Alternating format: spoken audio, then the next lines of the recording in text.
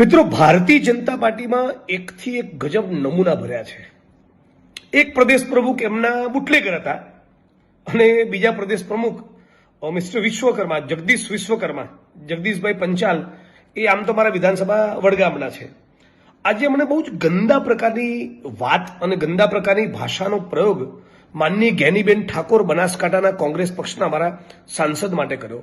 એમણે એવું બોલ્યું સત્તાના અહંકાર અને ઘમંડમાં કે જ્ઞાનીબેનની સાડીના પાલવમાંથી અમે બધું આંચકી લીધું. કોઈ સ્ત્રીની સાડી અને એના પાલવમાંથી કશું ખેંચી લેવું, કશું આંચકી લેવી, આવી અભદ્ર અશ્લીલ ભાષાનો પ્રયોગ એ કોઈ પણ રાજકીય પક્ષના નેતાના મોઢે શોભતો નથી.